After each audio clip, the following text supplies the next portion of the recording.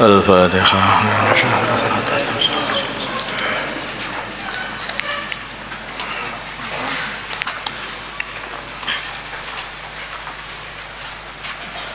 mana? Bismillahirrahmanirrahim. Wa idh qala, dan dikala berkata Musa, Nabi Musa liqaumihi. Idh qala, dan sebutkanlah dikala Nabi Musa alaihissalam berkata liqaumihi, kepada kaumnya, Udhkuru, ingatilah nikmatallahi, nikmatnya Allah, alaikum, kepada kalian semua, idh anjakum, dikala Allah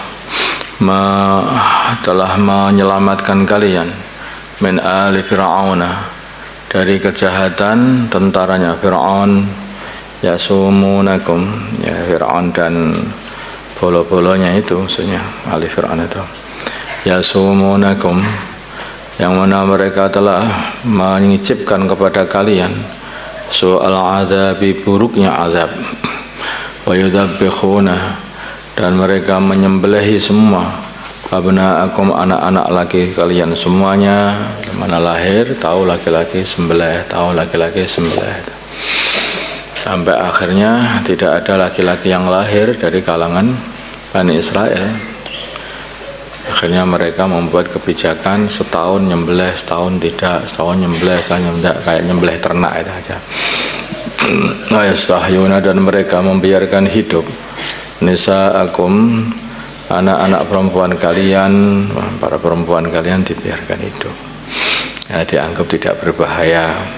Ini dikarenakan Fir'aun ini dibujuk oleh seorang dukun, dukunnya Fir'aun, dan dukun ini memberi nasihat, ya kan, nasihat, memberi was-was kepada Fir'aun, yaitu bahwa akan lahir satu bayi Bani Israel yang akan menjadi penyebab hilangnya kerajaan kamu. Sehingga saking marahnya Fir'aun ini, seluruh bayi-bayi lahir dari Bani Israel yang laki-laki dibunuh semuanya, disembelih semuanya.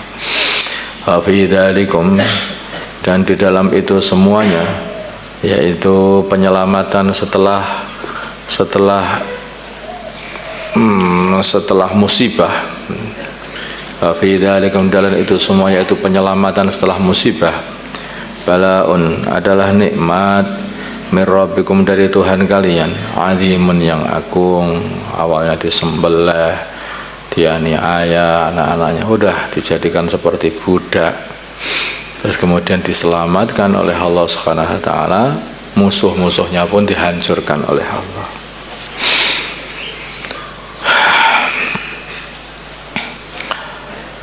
Itu adalah nikmat min rabbikum, dari Tuhan kalian, azimun, yang agung.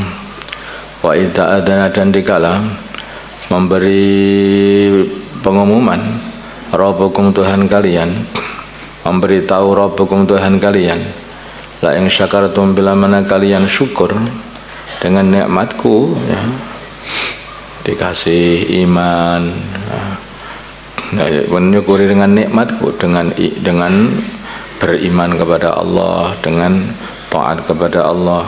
Jadi karena syukur itu ada wujudnya. Orang itu senang juga akan nampak amalannya, syukur juga nampak amalannya.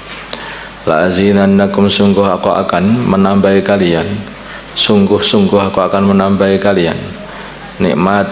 Wala in kafartum, bila mana kalian kufur, yaitu mengingkari nikmat.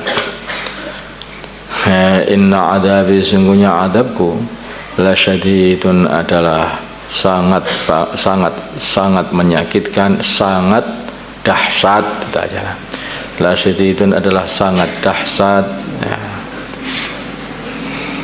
Ya, jadi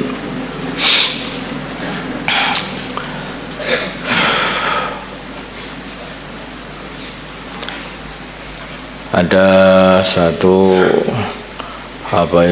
perkara, yang perkara ini akan menjaga nikmatnya seorang hamba, yaitu syukur. Bila mana seseorang itu syukur dari nikmat, maka Allah akan menetapkan nikmat itu dan bahkan akan nambahi nikmat-nikmat itu. Maka dalam ayat lain dikatakan dzalika bi annahu Allah lam yughayyiru ma biqaumin hatta yughayyiru ma bi anfusihim. Dzalika bi anna Allah la yughayyiru ma biqaumin, daripada nikmat, hatta yughayyiru ma bi anfusihim, sehingga mereka merubah amalan yang ada pada mereka. Ketika orang ini dikasih nikmat, awalnya syukur, maka terus akan dikasih nikmat. Begitu mereka sudah berubah,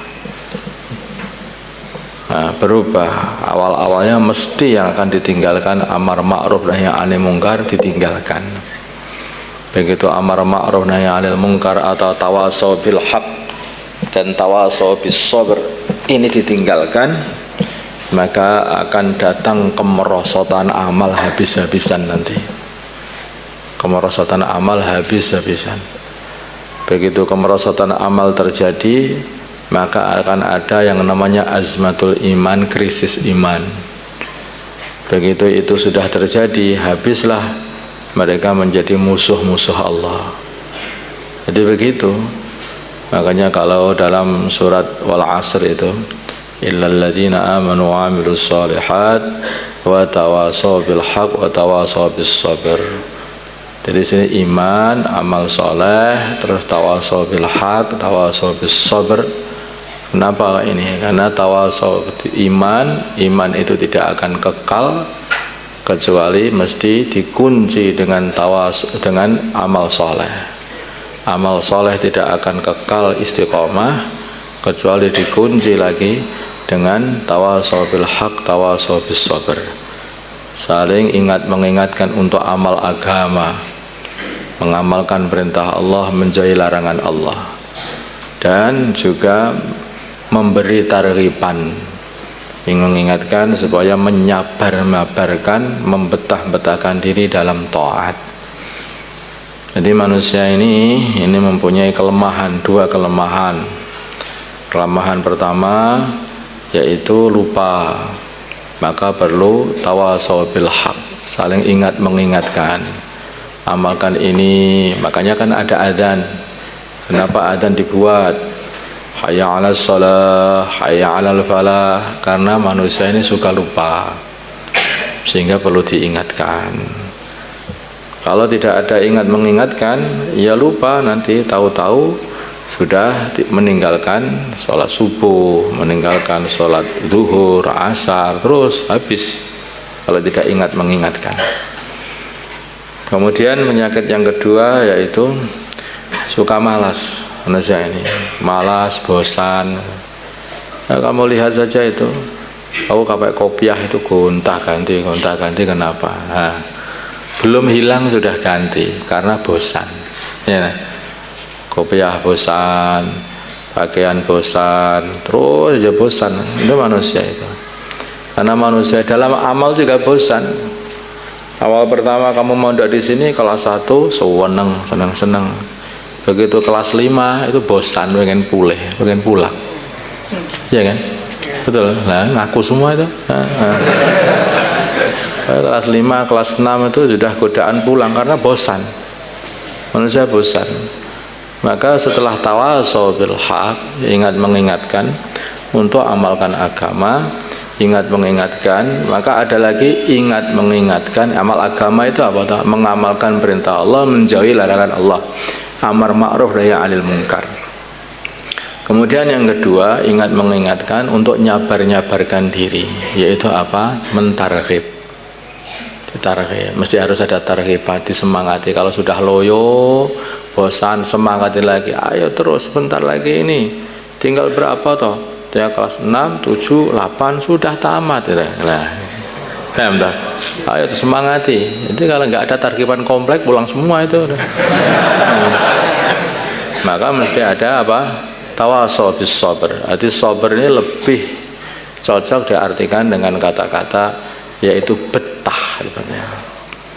Betah di dalam taat, karena sabar itu ada 3. Ada sabar di dalam istiqomah di dalam taat, sabar istiqomah dalam menahan diri dari maksiat, sabar, yaitu selalu kokoh dan tidak berputus asa ketika menghadapi musibah. Disakiti sabar, gak masalah, itu namanya sabar dari musibah. Sakit ya tetap istiqomah, tidak putus asa. Nah, ini makanya di sini ini apa itu, kalau kalian bersyukur untuk menjaga itu semuanya, ingatilah nikmat-nikmat Allah. Ingatilah nikmat-nikmat Allah.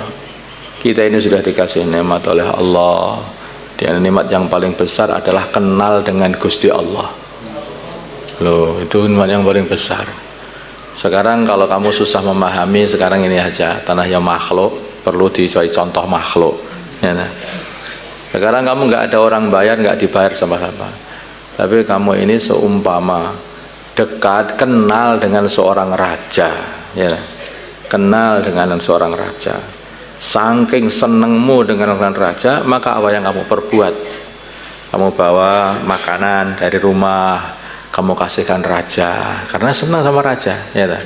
Karena kamu bisa syukur, bisa ketemu sama raja. Maka berbuat apapun yang sebetulnya itu raja semua nggak nyuruh pun, nggak mewajibkan kamu berbuat sesuatu biar raja senang, karena kamu syukur, aku kok iso kecedak raja. Lah apa toh fadilahnya cedak raja itu apa? Loh, kamu nggak ngerti ya? Kalau aku dekat raja, kamu tempeleng aku kepalaku, kamu nanti penggal kepalamu sama raja. Nah, jadi fadilahnya orang dekat dengan raja itu kalau makhluk, kalau kita ini faham. Begitu dekat dengan raja, kayak dilindungi oleh raja, di mana-mana selalu dijaga, kemelaratan dikasih duit, disakiti orang akan dibela. Itu namanya dekat dengan raja. Maka akhirnya tambah cinta kepada raja ini, dan akhirnya kamu membuat satu perbuatan-perbuatan untuk meridhokan raja. Hari-hari begitu. Goreng tempe, kasih gorengan, kasihkan raja. Ya, kemana kalau pasar, pulang ngaji, mampir, nanti dikasih juga raja. Nah apa? Biar apa? Nanti biar tambah disenangi raja. Itulah seseorang yang syukur bila dekat dengan raja. Nah, bila mana seseorang ini kenal dengan Allah, maka akan nampak syukurnya dengan apa? Iman kepada Allah, taat kepada Allah, bahkan pada perkara-perkara yang sebetulnya itu bukan diwajibkan oleh Allah pun diamalkan. Allah senang salat. Ada orang-orang yang salat sunnah, ada salat qabliyah, ba'diyah, isyraq, duha, wabin, tasbih, tahajud, witir, tambah lagi salat 1000 rakaat setiap malam, seperti itu. Kenapa kok giat-giatan salat? Seneng kenal sama Gusti Allah. Nah, biar tambah dekat. Ya Allah ini rajanya raja yang menciptakan alam semesta. Kamu dekat dengan Allah, selalu dilindungi Allah, dibela terus sama Gusti Allah. Itulah kenapa kok orang-orang soleh itu kok sholat sergap gitu ya. Karena apa mereka itu memahaminya dekat dengan Allah itu senengnya nggak karuan itu, sehingga syukur. Begitu syukur malah ditambah-tambah, orang ini kok seneng banget sama aku. Nah, kayak raja ini, makanya akan didekatkan lagi, tambah didekatkan lagi jadi raja, tambah dekatkan lagi raja. Demikian juga kalau orang ini tambah hari tambah mendekatkan diri kepada Allah dengan nambah-nambah amalan, saking syukurnya, nah akhirnya menjadi kekasihnya Allah, waliullah. Wala in sa'alani la'u'tiyanna wala in ista'adani la'u'idanna. Bila mana hambaku yang terus-terusan mendekatkan diri kepada aku ini sudah tak cintai, maka minta apa saja tak kasih, minta perlindungan dari apa saja mesti tak lindungi. Nah ini Allah SWT gitu. Paham kan? Maka di sini ini Allah pertama kali menceritakan mereka nikmat Allah kepada Bani Israel, yaitu umatnya Nabi Musa di sini ini, yaitu mereka telah diselamatkan dari kejahatannya Alu Fir'aun kepada mereka. Maka Allah katakan la in syakartum la azidannakum wa la in kafartum. Bila mana kalian mengingkari nikmatku, mengingkari itu apa? Orang itu kalau syukur akan memperlihatkan taat, memperlihatkan amal-amal kepada orang yang disyukuri. Sedangkan orang itu yang kufur juga akan memperlihatkan suatu amalan menunjukkan dia tidak syukur, yaitu apa? Bermaksiat. Nah, mau dikasih nikmat sama Allah begitu banyak, diperintah oleh Allah sholat, moh lo. Diperintah puasa, moh. Diperintah zakat, nggak mau. Diperintah untuk amar ma'ruf nahi mungkar, moh. Ini namanya orang yang nggak syukur. Nampak nggak syukur? Lah nggak syukur itu namanya kufur, kufrun nikmah. Itulah kufur. Begitu orang sudah kufur, ini dikasih seperti kayak bapakmu aja lah. Bapakmu ini selalu saja ngasih makan kamu, ngasih duit kamu, ngasih pakaian kamu, semua seperti kasih. Lah kok tahu-tahu kamu diperintah, coba ambilkan ini, nggak mau. Nah, coba ini, nggak mau, semua pokoknya nggak mau. Ya, ganti nanti suatu hari saya minta uang pengen beli jajan, nggak mau, ganti. Bapaknya ketika ngomong gitu, maka ya pantas kenapa kalau orang itu tukang maksiat minta kepada Allah, Allah yang nggak mau. Nah, dia juga nggak mau. Dia diperintah Allah nggak mau, ganti dia minta kepada Allah, ya Allah nggak mau. Fa anna yustajabu lah. Wa mashrabuhu haram, wa mat'amuhu haram, wa malbasuhu haram, wa ghudhiya bil haram. Makan, minum, pakaian, dan selalu dikasih makanan semua haram, terus maksiat semuanya. Lah kok minta kepada Allah, fa anna yustajabu lah, bagaimana dikabulkan permintaannya? Yang enggak dia itu bangkang terus, kok pengen Allah manut sama dia nggak manut sama Gusti Allah, itu lah kan. Itu orang apa yang seperti itu? Ya, insyaallah semoga Allah Subhanahu wa taala mudahkan kita. Allahumma shalli ala sayyidina Muhammad wa ala sayyidina Muhammad wa sallaita ala sayyidina Ibrahim wa ala ali sayyidina Ibrahim wa barik ala sayyidina Muhammad wa ala ali sayyidina Muhammad wa barakta ala sayyidina Ibrahim wa ala ali sayyidina Ibrahim fil alamin innaka Hamidum Majid. Allahumma arham sayyidina Muhammad, Allahumma ighfir li ummati sayyidina Muhammad, Allahumma aslih ummati sayyidina Muhammad, Allahumma alif baina qulubi ummati sayyidina Muhammad, Allahumma ansur ummati sayyidina Muhammad, Allahumma asbi سلطانا نصيرا. اللهم ارحم أمة سيدنا محمد، اللهم اغفر لأمة سيدنا محمد، اللهم أصلح أمة سيدنا محمد، اللهم ألف بين قلوب أمة سيدنا محمد، اللهم انصر أمة سيدنا محمد، اللهم حسبهم سلطانا نصيرا. اللهم اجمع شاملهم واجمع شتات أمورهم، اللهم وحد صفوفهم واجمع كلماتهم على الحق يا أكرم الأكرمين. وصلى الله على سيدنا محمد النبي الأمي وعلى آله وصحبه وسلم. الحمد لله رب العالمين. الفاتحة.